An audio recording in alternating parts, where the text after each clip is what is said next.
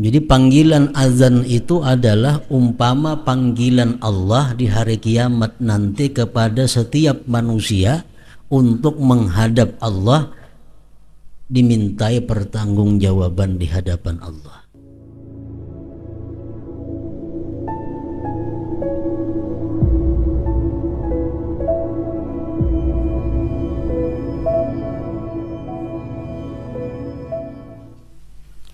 Bismillahirrahmanirrahim. Alhamdulillahi rabbil alamin. Wassalatu wassalamu ala asyrafil anbiya wal mursalin sayyidina wa habibina Muhammadin wa ala alihi wa sahbihi wa tabi'in wa tabi'it tabi'in wa man tabi'ahum bi ihsanin ila yaumiddin. Qala al-musannif al-imam al-hujjah Abu Hamid Al-Ghazali rahimahullah wa nafa'ana bi ulumih.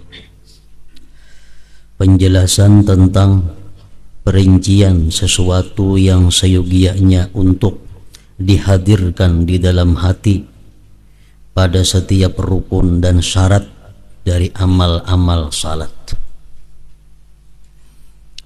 Penjelasan tentang perincian sesuatu yang seyogianya, semestinya untuk dihadirkan di dalam hati pada setiap rukun sembahyang dan syaratnya dari amal-amal salat, baik itu yang sunat maupun yang wajib.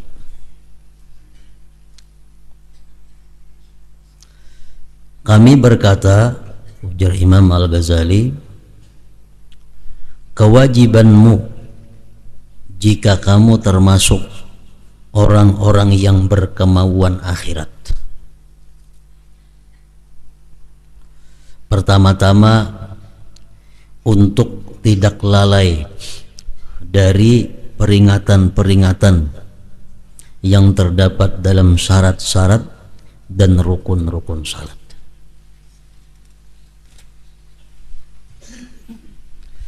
Adapun syarat-syarat yang terdahulu maka adalah azan. Azan sunat dilakukan sebelum salat. Bersuci wajib dilakukan sebelum salat. Menutup aurat wajib dilakukan sebelum salat. Menghadap kiblat wajib dilakukan sebelum salat, sebelum takbir. Berdiri tegak dan niat.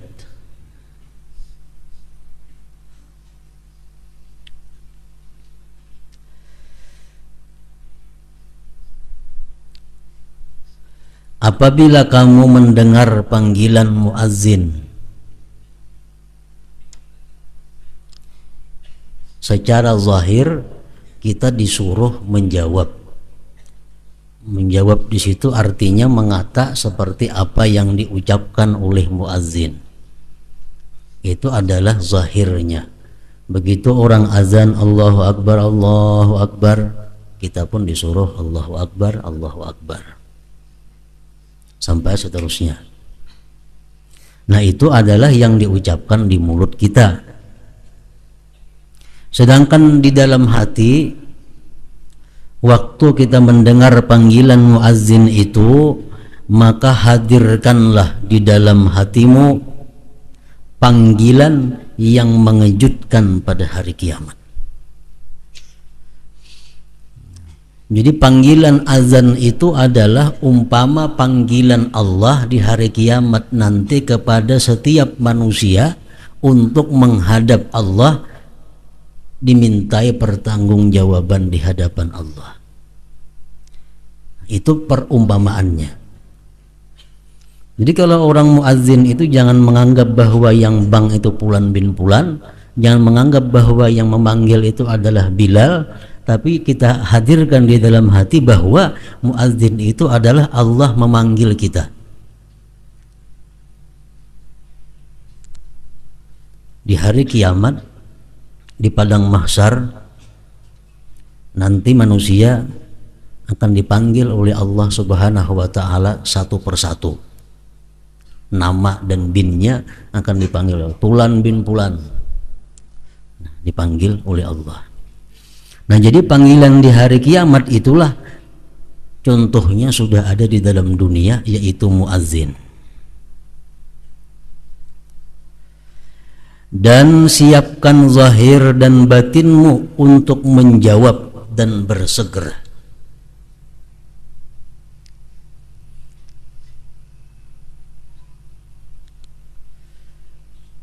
Disunatkan bahwa apabila orang itu sedang mulai azan, seluruh kegiatan apa yang kita kerjakan itu disunatkan untuk dihentikan. Walaupun kita sedang berbacaan, walaupun sedang membaca Al-Quran, walaupun sedang membaca salawat, tapi kalau orang Allahu Akbar, berhenti. Sahuti dahulu orang azan itu. Dan siapkan zahir dan batinmu untuk menjawab dan bersegera. Di dalam beberapa kitab disebutkan bahwa orang-orang dahulu mengangkat tukul, mencatuk paku, angkat sudah orang bang, kada jadi memukulakan ke paku itu. Itu arti menghentikan segala kegiatan. Berarti mengangkat cangkul, orang bang kada jadi mailayakan, karena memperhatikan seruan itu muadzin tadi. Rahatan berjual beli, orang azan berhenti bebandir mengenai jual tukar, segera menjawab dan mendatangi seruan muadzin itu. Sesungguhnya orang-orang yang bersegera memenuhi panggilan ini adalah orang-orang yang dipanggil dengan lembut pada hari kiamat. Artinya kalau dalam dunia kita macam itu, orang azan kita jawab, segera datangi, hentikan segala kegiatan-kegiatan dunia, datangi orang azan, sembahyang berjamaah. Bila kita macam itu dalam dunia, nanti di akhirat Allah akan memanggil nama kita dengan lemah lembut. Sesungguhnya orang-orang yang bersegera memenuhi panggilan ini adalah orang-orang yang dipanggil dengan lembut pada hari kiamat. Maka tampilkanlah hatimu kepada panggilan ini. Artinya lintangkan hati kita. Kalau kita mendengar orang azan, apakah hati kita senang atau kada? Bila kita mendengar orang azan hati kita senang, maka kayaknya di akhirat Allah panggil nama kita dengan senang mendatangi Allah. Kalau dalam dunia kita mendengar orang azan, kita sedih, kita merasa terganggu, di akhirat pun nanti kita akan takut menghadap Allah Subhanahu wa ta'ala. Maka tampilkanlah hatimu kepada panggilan ini. Jika kamu mendapatkannya penuh dengan kegembiraan, kesenangan, dan penuh dengan kegemaran untuk bersegera, maka ketahuilah bahwasanya panggilan itu membawa kabar gembira dan kebahagiaan pada hari pengadilan, pada hari kiamat nanti.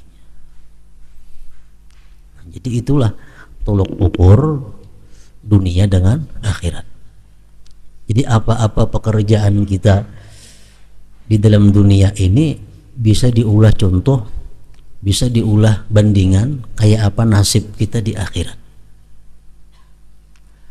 Apakah kita di akhirat kayaknya di padang mahsyar itu nyaman? Apakah kita di padang mahsyar itu kesusahan? Itu bisa kita bandingkan dengan ibadah kepada Allah di malam hari.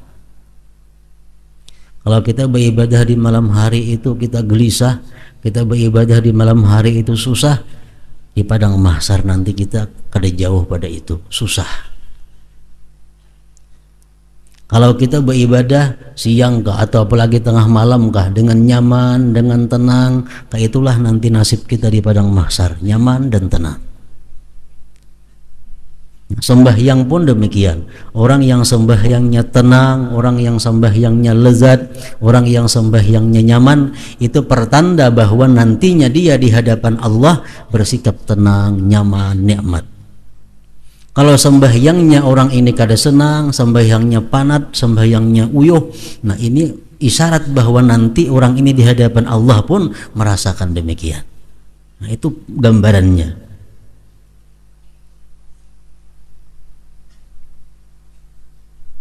Kesenangan dan penuh kegembiraan untuk bersegera, maka ketahuilah bahwasanya panggilan itu membawa kabar gembira dan kebahagiaan pada hari pengadilan.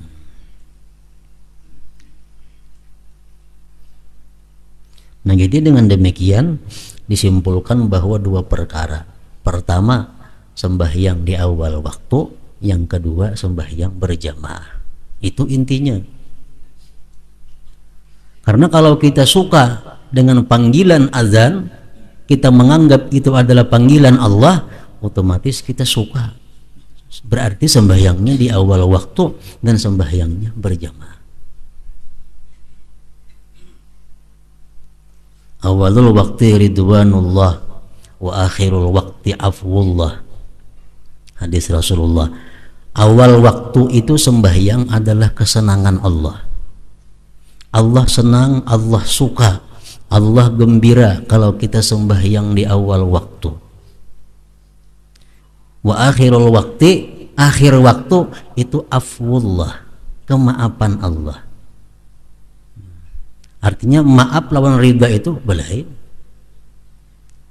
Maaf itu berarti ini sudah berbuat salah, hanya ada maaf. Masuk waktu, bagawi macam-macam dikerjakan, akhirnya para habis waktu hanya sembahyang, itu dimaafkan oleh Allah. Berarti ini ada kurang baik sebelumnya, lalu dimaafkan Allah. Kalau sembahyang di awal waktu, ini orang adalah mendapat keridhaan Allah, kesenangan Allah. Nah itu berarti orang ini kada punya salah sebelumnya, karena Allah gembira menghadapnya. Nah, jadi kesimpulannya pertama di sini adalah sembahyang di awal waktu, yang kedua berjamaah. Berjamaah. Berjamaah di dalam dunia itu pun sama gambarannya berjamaah di akhirat. Di akhirat tuh kada ada surangan-surangan, berjamaah juga. Orang nang baik ada jamaahnya, orang nang kada baik ada jamaahnya. Di Quran mengatakan wasiqal ladzina taqaw rabbahum ilal jannati zumara. Dikumpulkan, dihalau orang-orang yang takwa itu menuju ke dalam surga, zumara, berkelompok-kelompok. Ini kelompok pulan bin pulan, kelompok pulan bin pulan, kelompok. Kada dorong surangan masuk ke surga, berkelompok-kelompok. Sambungan ayat lagi di bawahnya wasiqal ladzina kafaru ila jahannama zumara. Orang kafir pun dihalau ke dalam neraka itu, kepada jahanam itu berkelompok-kelompok juga. Ini kelompok orang kafir si anu, ini kelompok orang ini, sambungan berkelompok.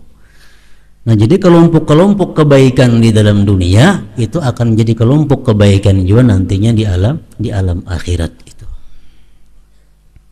Nah, jadi sembahyang awal waktu dan berjamaah itu tandanya orang yang nanti akan dipanggil di hari kiamat dengan lembut, dan dia hadapi panggilan itu dengan penuh gembira dan senang hati.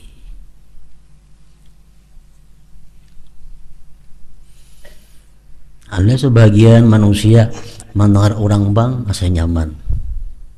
Ada sebagian orang mendengar orang bang itu rasa menghambat gawian. Nah bang pulang orang rasa-rasaan.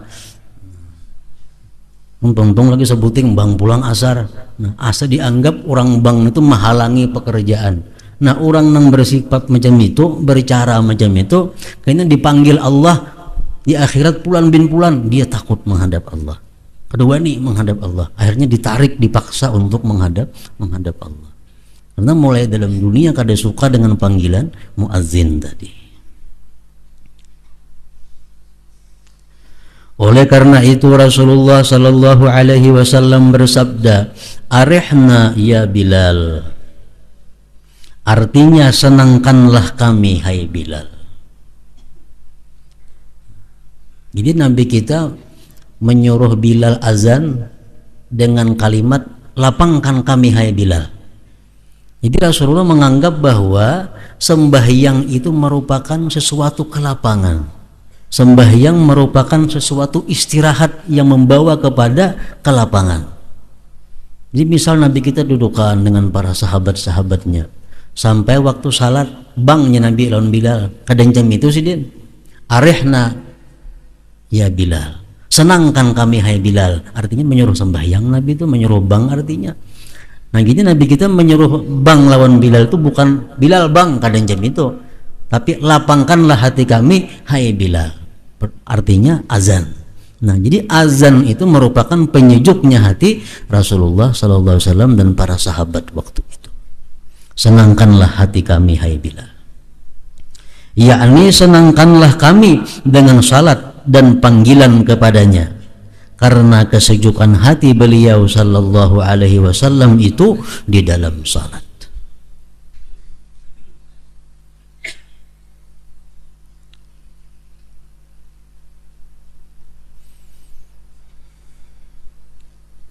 Jadi macam-macam manusia cara menenangkan hati. Ada orang nang pikiran pina daur, pikiran pina sumpak, bawa sembahyang lapang.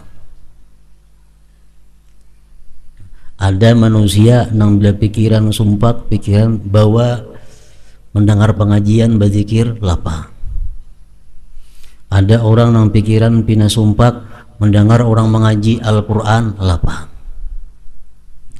Ada orang nang pikiran sumpak, mendengar musik lapang.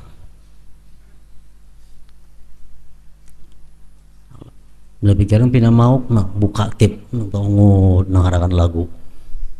Ada juga macam itu manusia. Nah di akhirat pun kena macam itu juga. Orang-orang nang susah di padang mahsyar ini mencari kelapangan kepada Allah, dan Allah ada. Orang-orang mencari kelapangan kepada Rasulullah. Orang dalam dunia yang mencari kelapangan kepada musik, di akhirat kada ada musik kayaknya. Kemana cari kelapangan lagi? Cari merama di akhirat situ adalah.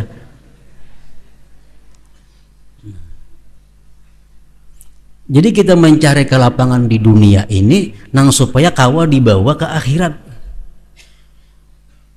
Cari kelapangan dalam dunia nang bisa sampai ke akhirat. Nah, macam Rasulullah SAW, beliau mencari kelapangan itu dalam sembahyang. Masalah apapun yang sidin hadapi, bila sidin bawa sembahyang, selesai. Karena kesejukan hati beliau SAW itu di dalam salat.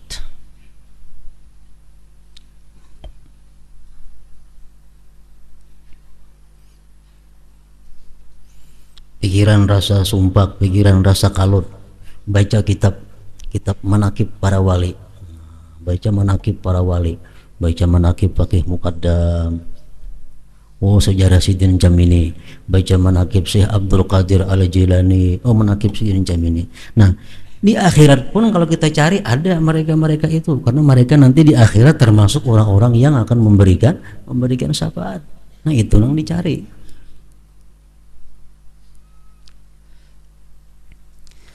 Nah semacam pertama masalah azan. Jadi begitu muazzin mengumandangkan azan, kita yang mendengar ini disuruh pertama secara syariat, kita disuruh secara zahir menjawab apa yang diucapkan muazzin. Yang kedua secara batin kita menganggap, menghadirkan bahwa ini adalah panggilan Allah Subhanahu wa Ta'ala untuk segera didatangi,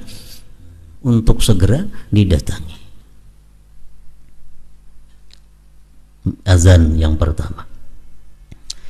Adapun bersuci, maka apabila kamu telah menunaikannya pada tempatmu, kan orang sembahyang itu mesti yakin dahulu bahwa tempat nang disembahyangi ini suci. yang pacang kita duduki, pacang kita diri itu suci. Pada tempatmu, tempat yaitu wadahmu yang jauh. Tempat itu laksana ibarat nyor itu sabut. Sabut itu terjauh lawan isi pada tempurungnya kalau. Nah terjauh. Jadi tempat itu laksana sabut. Nah wadahmu yang jauh. Suci, kita pastikan tempat kita ini suci. Kemudian pada pakaianmu, yaitu penutupmu yang paling dekat. Pakaian ini penutup taparak di awak kita pada tempat pakaian ini. Nah pakaian pun sudah kita pastikan juga suci daripada najis. Kemudian pada kulitmu, tubuhmu dari kepala sampai batis, kulit-kulit kita pastikan suci. Kemudian pada kulitmu, yaitu kulitmu yang paling dekat, maka janganlah kamu lupa terhadap isimu, itulah zatmu, yaitu hatimu. Kalau tempurung sabut sudah kita pastikan suci, tempurungnya kita pastikan suci, jangan lupa kita mensucikan nyiur di dalamnya. Nyiurnya pun mesti suci juga. Itulah zatmu, yaitu hatimu. Bersungguh-sungguhlah, maka bersungguh-sungguhlah untuk membersihkannya dengan tobat. Kalau membersihkan najis dengan banyu, membersihkan hadas dengan air atau debu, tayamum. Sedangkan membersihkan kotoran dalam hatimu adalah dengan tobat dan menyesal atas sesuatu yang kamu lalaikan, dan memusatkan kemauan azam cita-cita untuk meninggalkannya, maksiat-maksiat, kotoran-kotoran pada masa yang akan datang. Maka sucikanlah batinmu dengan tobat itu, karena sesungguhnya batin itu adalah tempat pandangan zat yang kamu sembah.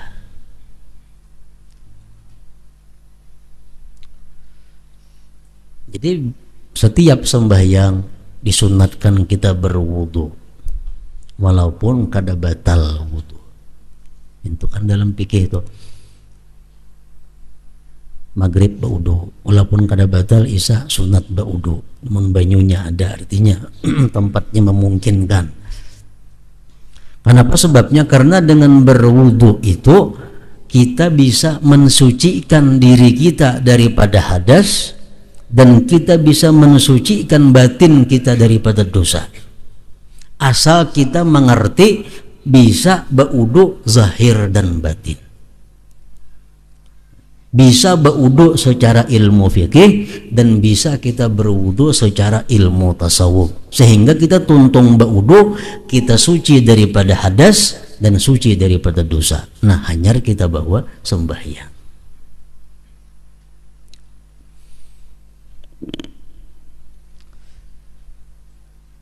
Kita berwudu dianjurkan baku kumur, sunat menurut mazhab Syafi'i, wajib menurut mazhab Hambali. Baku kumur. Kumur itu gunanya apa? Secara zahir untuk membersihkan mulut kalau ada sisa-sisa makanan. Nah secara batinnya berkukumur itu adalah i'tikad hati kita membersihkan dosa-dosa yang ada di mulut kita. Makanya imbah baku kumur sunat diluak, jangan ditaguk.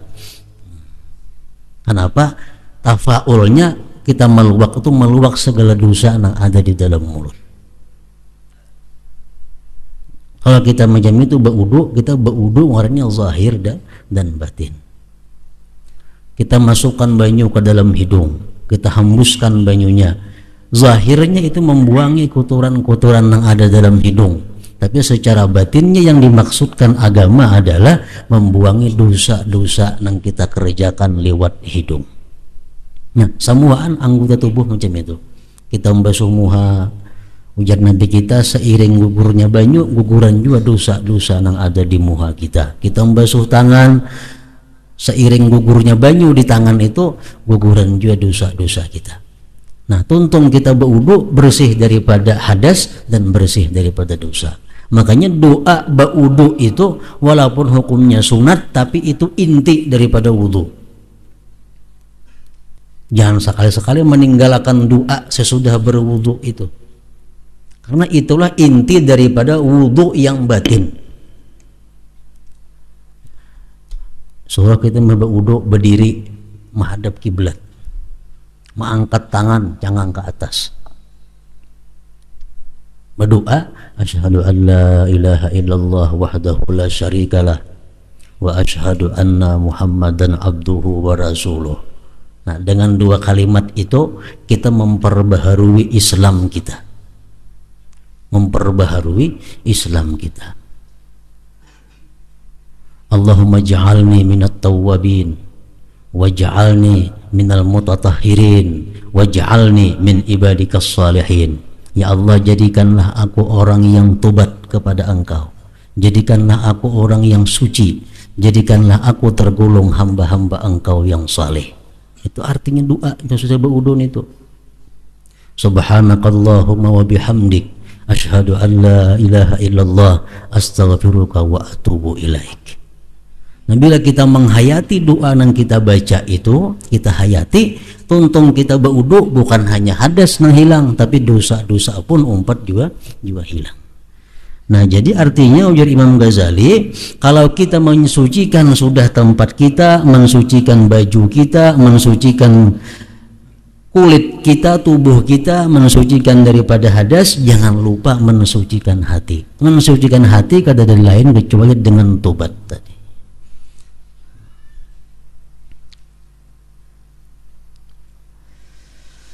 Kemudian ada pun menutup aurat,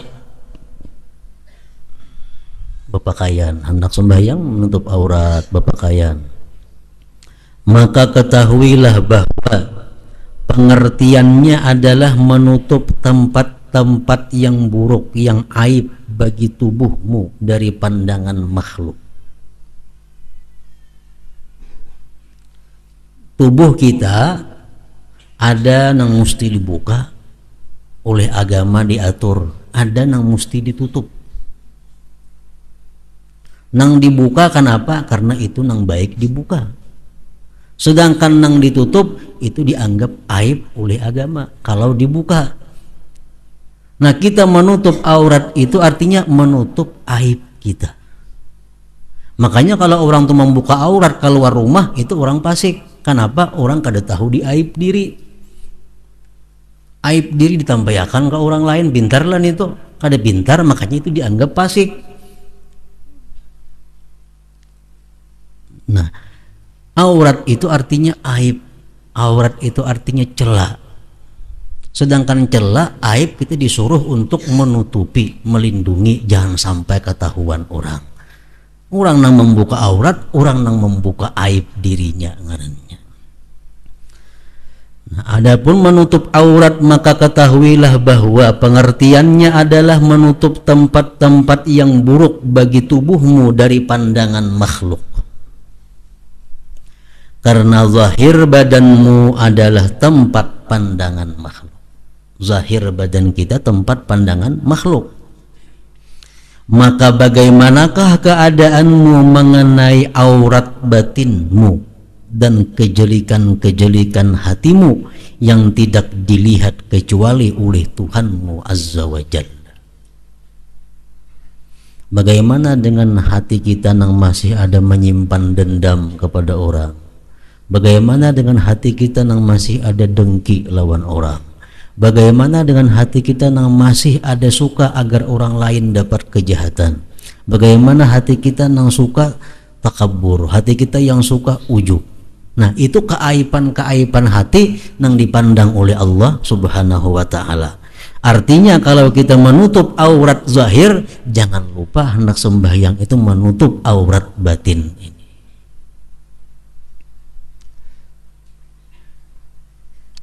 maka hadirkanlah kejelikan-kejelikan hatimu dan tuntutlah dirimu untuk menutupinya. Di waktu kita menutup aurat, hati kita disuruh untuk menutupi juga aib yang ada dalam hati. Dan yakinlah bahwasanya tidaklah menutupi dari mata Allah yang maha suci satu penutup pun. Kada kau berlindung daripada Allah.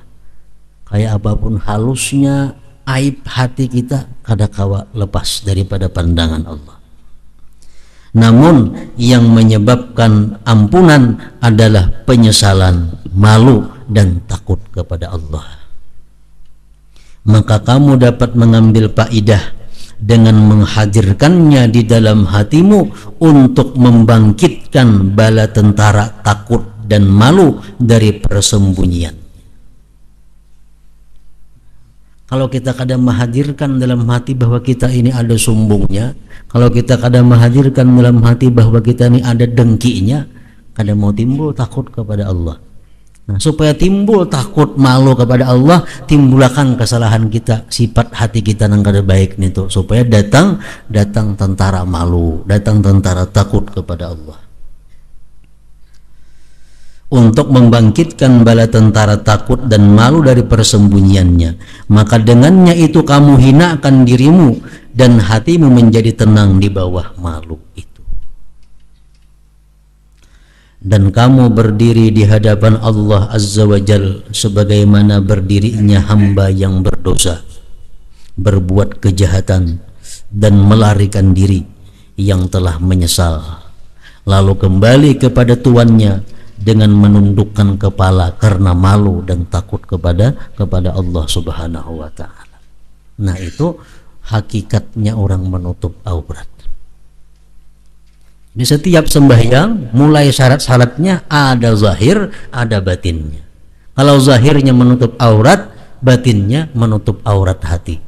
Menutup aurat hati adalah dengan tobat, dengan malu, dengan menyesal kepada perbuatan tersebut. Adapun menghadap kiblat, ini beluman lagi sembahyangnya, maka itu adalah memalingkan zahir wajahmu dari seluruh arah ke arah Baitullah Ta'ala. Adapun menghadap kiblat, ini syarat sah sembahyang, maka itu adalah memalingkan zahir wajahmu dari seluruh arah ke arah Baitullah. Seluruh arah kita tinggalkan, hanya satu yang kita hadap, yaitu jihad Baitullah.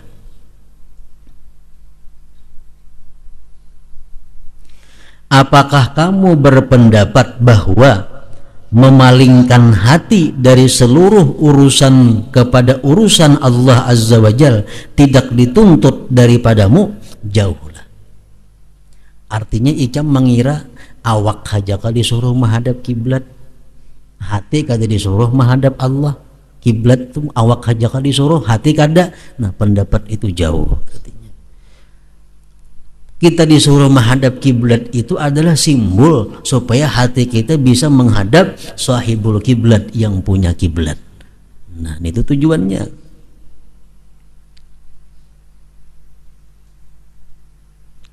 Maka tidaklah ada tuntutan selainnya. Intinya yang dituntut itu hati kita menghadap yang punya kiblat. Itu intinya. Gerakan-gerakan zahir ini adalah menggerakkan batin. Gerakan zahir, kenapa kita disuruh semuaan supaya menghadap Ka'bah? Supaya hati kita tergerak jo menghadap kepada ampunnya Ka'bah. Mengekang anggota-anggota badan dan menenangkannya dengan menatap di satu arah, sehingga anggota-anggota badan itu tidak melawan hati. Nah, awak sudah persis ke Baitullah, tinggal hati jangan diurus lagi. Karena apabila anggota-anggota badan itu melawan dan zalim dalam gerakan-gerakannya dan menoleh ke arah-arahnya sendiri, maka hati mengikuti dan berbalik dari wajah Allah Azza wa Jalla. Kalau sembahyang ini kita kada tentu kemana arahnya boleh aja, nah hati kita pun kemana arahnya boleh aja juga. Maka hendaknya wajah hatimu bersama wajah badanmu. Maka ketahuilah bahwasanya sebagaimana wajah itu tidak menghadap ke arah Baitullah kecuali dengan berpaling dari selainnya. Kawala kita menghadap Baitullah, kada kawa kecuali kita tinggalkan seluruh jihad lain. Hanya kita bisa menghadap Baitullah. Kita bisa menghadap Baitullah kalau seluruh jihad-jihad yang lain kita tinggalkan. Jam kita di sini Baitullah ke jihad barat. Kita kada bisa menghadap ke jihad barat kalau kita kada meninggalkan timur, utara, selatan. Nah, bila kita sembah yang jihadnya ke barat, berarti jihad timur, utara, selatan kita tinggalkan. Nah, hati macam itu juga. Maka hati itu tidak menghadap kepada Allah Azza wa Jal kecuali dengan mengusungkan dari sesuatu yang selainnya Allah Subhanahu wa Ta'ala. Bila hati kita masih diisi yang lain, kadakawa hati kita diisi dengan Allah Subhanahu wa Ta'ala.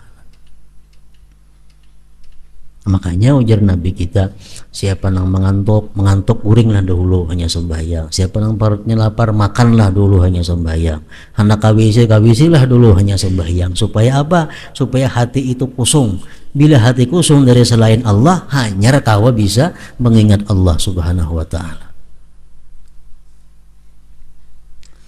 Rasulullah sallallahu alaihi wasallam telah bersabda, "Idza qama al-'abdu ila salatihi fa kana hawahu wa wajhuhu wa qalbuhu ila Allah azza wa jal in sarafa ka yaumin waladathu ummu." Artinya apabila hamba berdiri kepada salatnya, maka keinginannya, wajahnya dan hatinya kepada Allah azza wa jal, maka ia pergi seperti hari ia dilahirkan oleh ibunya. Artinya tuntung sembahyang, orang ini sudah terhapus segala dosa-dosanya.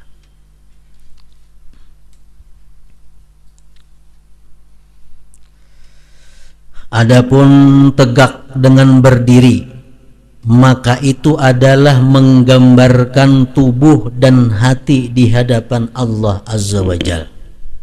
Kita sebelum takbir, sebelum niat, sudah menghadap kiblat, berdiri tegak. Nah, waktu kita berdiri tegak itu apa yang mesti kita hadirkan di dalam hati?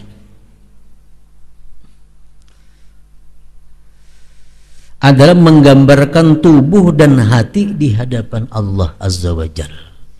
Kita ini berdiri tegak di hadapan Allah Azza wa Jalla.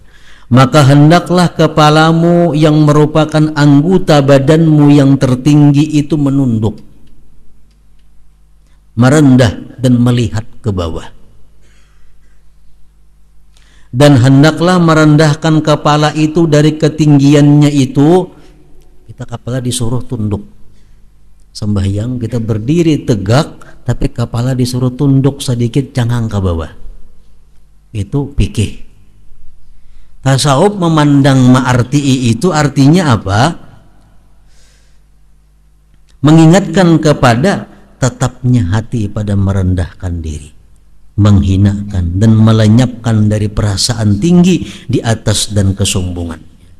Jadi dalam menghadap sembahyang itu artinya samuan gelar-gelar nang kita ketinggian kita hilang.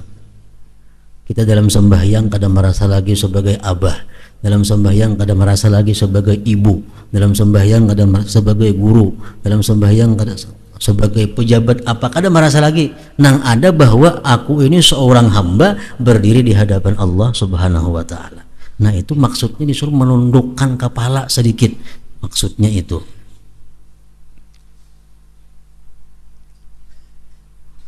Dan melenyapkan dari perasaan tinggi di atas dan kesombongan. Dan hendaklah ingatanmu di sini adalah bahayanya berdiri di hadapan Allah Azza wa Jalla. Berdiri di hadapan Allah ini risikonya tinggi. Kalau kita beradab, kalau kita baik, kalau kita bisa, membawa keberuntungan. Tapi kalau kita salah-salah adab, salah-salah tingkah, di hadapan Allah bisa membawa kepada kecelakaan. Nah, itu bahayanya berdiri di hadapan Allah Azza wa Jalla. Dalam kesulitan orang yang memandang pada hari dilintangkan untuk ditanya. Anggaplah kita sembahyang itu berdiri tegak di hadapan Allah untuk ditanya oleh Allah Subhanahu wa Ta'ala. Ketahuilah dalam keadaan itu bahwasanya kamu itu berdiri di hadapan Allah Azza wa Jalla, di mana Dia melihat kepadamu. Maka berdirilah di hadapannya seperti berdirimu di depan sebagian raja masa kini. Jika kamu lemah untuk mengenal ma'rifat kebesarannya. Kalau kita kadang-kadang membayangkan kebesaran Allah, kita bayangkan bahwa kayak apa andai kata kita berdiri di hadapan raja dunia. Kita dipanggil menghadap raja. Nah, berdiri di hadapan raja. Amun kita kada bisa lagi membayangkan bahwa kita berdiri di hadapan Allah.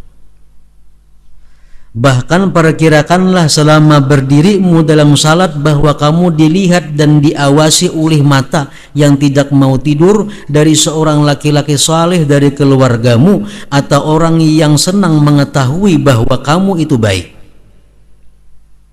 Kita kadang-kadang lagi merasa bahwa Allah Ta'ala itu selalu mengawasi gerak-gerik kita dalam sembahyangnya. Kita kadang-kadang lagi menghadirkan itu, kita hadirkan bahwa ada orang yang saleh yang memandang sembahyang kita. Itu untuk memudahkan. Kayak apa kita sembahyang misal di hadapan guru kita, tentu kita hati-hati baapi kalau tersalah. Itu kalau kita kada bisa lagi sembahyang merasa di hadapan Allah Subhanahu wa Ta'ala. Macam itu contohnya.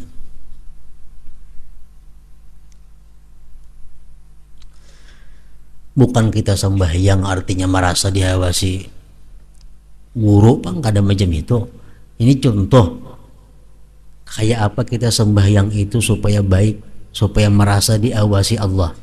Nah, kita ambil dulu bandingan kayak apa amun kita sembahyang diawasi oleh guru. Nah, tentu kita berhati-hati, apalagi nang mengawasi ini Allah. Jangan dipaham bahwa bila sembahyang asa guru dehiga maliati itu menyembah guru kayaknya jadinya. Ini perumpamaan.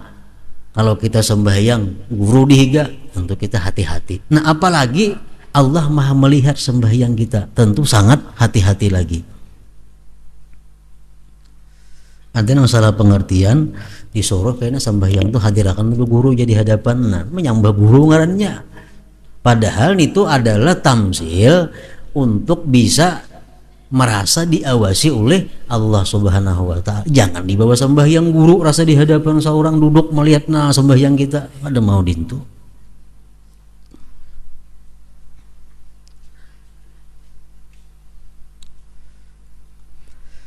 Ketika itu tenanglah pandangan-pandangan matamu, khusyuklah anggota-anggota badanmu, dan tenanglah seluruh bagianmu, karena takut orang yang lemah dan miskin itu menyebutkan kamu kurang khusyuk.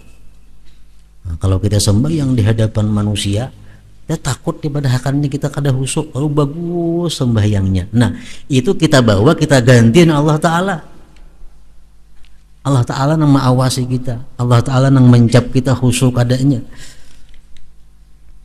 Apabila kamu merasa dari dirimu dengan penahananmu ketika dilihat oleh seorang hamba yang miskin, kalau kita kawa di hadapan manusia kita bagus sembahyang, bila sudah merasa di hadapan Allah bebarang aja sembahyang, kalau kita macam itu maka celaklah dirimu.